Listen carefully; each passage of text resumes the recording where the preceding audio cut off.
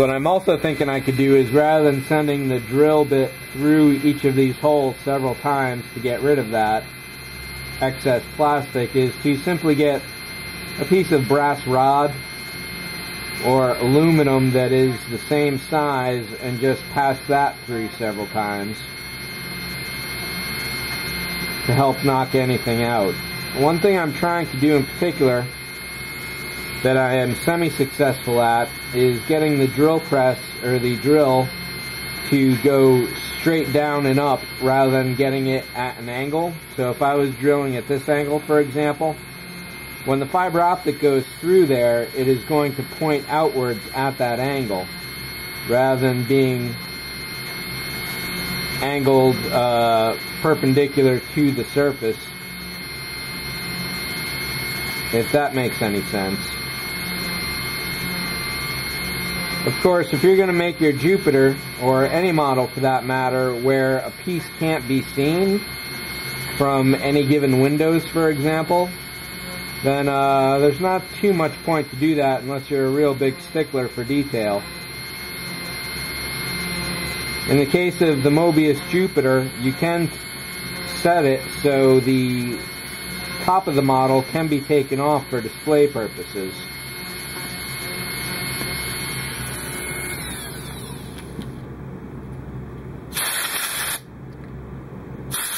So I want to do this as nicely as possible. That's almost all of the front. There are a few more holes down along the bottom here.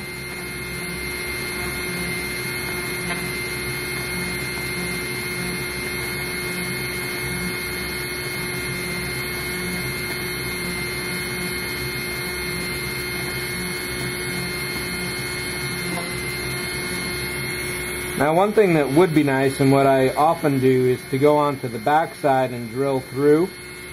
But in this case, you really need the front face of the brass to be able to know where you're drilling through.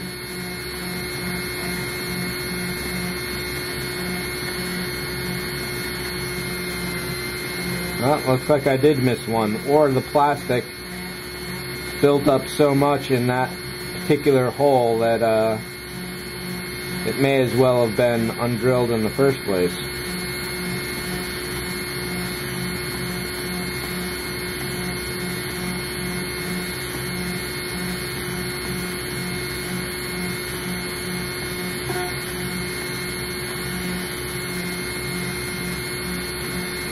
Now, these holes at 0.5 millimeter are just about small enough that, me being, I'm probably a foot away, I guess, from my eyes, I almost really can't see each individual hole, and with all the extra plastic on top here, some of them are obscured, but the Dremel does a really good job of finding where it needs to go.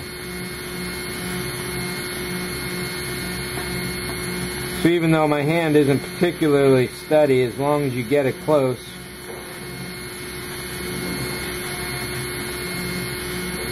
you're going in. The relatively low speed here means that you don't have to worry too much about damaging the surface of the brass.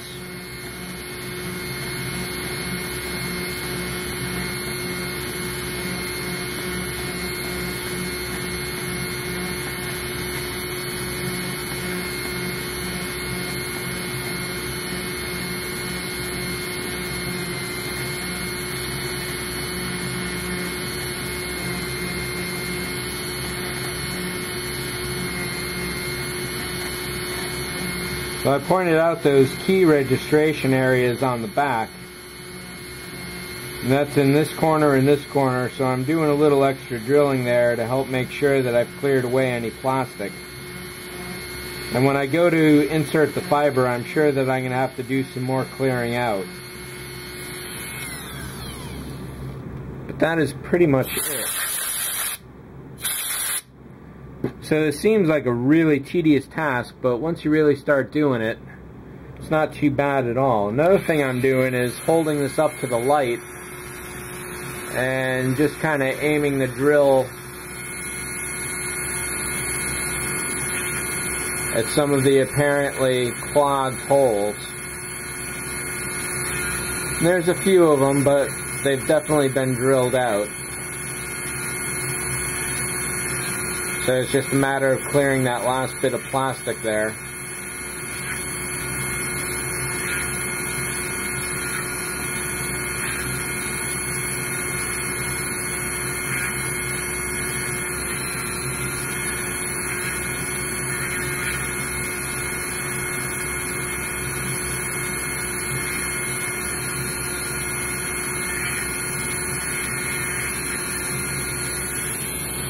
Alright, so that's it for that one. So, what's that, 5-10 minutes maybe? And that's 5-10 minutes for each of these.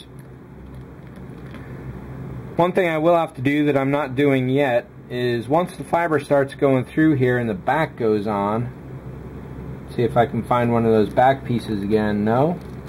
Figures, you put it down and it's gone immediately. I have no idea where, there it is. Black on black doesn't help at all.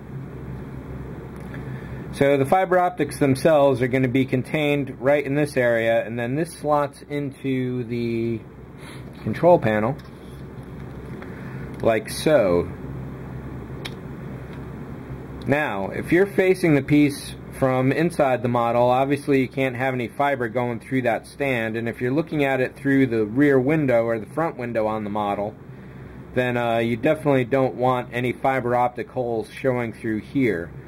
So what I am probably going to do, and I could probably do this with an X-Acto, is start carving out a little bit of a channel here